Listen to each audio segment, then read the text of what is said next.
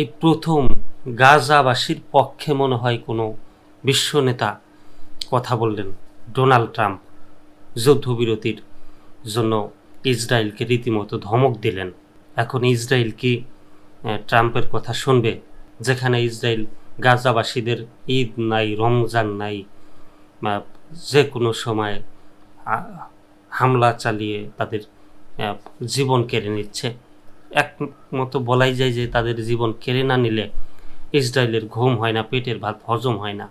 সেই জায়গায় কি ট্রাম্পের কথা শুনবে? আর যদি না শোনে ট্রাম্পের কথা, তাহলে ট্রাম্প কি করবে পরবর্তীতে দেখার অপেক্ষায়। গভীর রাতে ইসরায়েলকে ধমক দিলেন ডোনাল্ড ট্রাম্প। কিভাবে সেই ধমক দিলেন? স্ট্যাটাসের মাধ্যমে। মার্কিন প্রেসিডেন্ট ডোনাল্ড ট্রাম্প আবারও গাজা যুদ্ধবিরতি চুক্তির আহ্বান জানিয়েছেন। এবার অনলাইনে প্রকাশিত পোস্টে ইসরায়েলকে এক প্রকার ধমক দেন মার্কিন প্রেসিডেন্ট। অপহরিত জিম্মিদের ফিরিয়ে দেওয়ার লক্ষ্যে চুক্তিটি করতে ইসরায়েলকে চাপ ও হামাসকে আহ্বান জানান ট্রাম্প। স্থানীয় সময় রোববার গভীর রাতে ট্রুথ সোশ্যাল নেটওয়ার্কে ট্রাম্প লিখেন, গাজায় চুক্তি করুন, বন্দীদের ফিরিয়ে আনুন ডিজেটি। এই পোস্টে তিনি ইসরায়েল প্রধানমন্ত্রী বেনিয়ামিন নেতানিয়াহুকে যুদ্ধবিরতি চুক্তিতে স্বাক্ষর করার জন্য চাপ দেন। এর আগে ট্রাম্প ভবিষ্যৎবাণী করেছিলেন, এক সপ্তাহের মধ্যে চুক্তি স্বাক্ষরিত হবে। প্রেক্ষাপটহীন এই পোস্টটি ট্রাম্প ইসরায়েলি প্রসিকিউটরদের নেতানিয়াহুর বিরুদ্ধে মামলা বন্ধ করার জন্য দ্বিতীয়বারের মতো আহ্বান জানানোর কয়েক ঘন্টা পর এসেছে, যেখানে বলা হয়েছে তিনি এখন হামাসের সঙ্গে একটি চুক্তি নিয়ে আলোচনার প্রক্রিয়াধীন, যার মধ্যে বন্দীদের ফিরিয়ে আনা অন্তর্ভুক্ত থাকবে।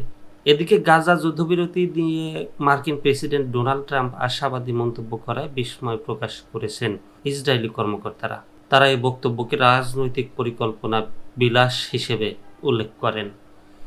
যুদ্ধবিরতি এবং বন্দি বিনিময় নিয়ে যুক্ত আলোচনায় থাকা নাম প্রকাশে অনিচ্ছুক ইসরায়েলি কর্মকর্তা রোববার জানান, হামাস ও ইসরায়েলের নেতানিয়াহু সরকারের মধ্যে অবস্থানে কোনো পরিবর্তন আসেনি, ফলে আপাতত যুদ্ধবিরতির সম্ভাবনা অনিশ্চিতই রয়ে গেছে।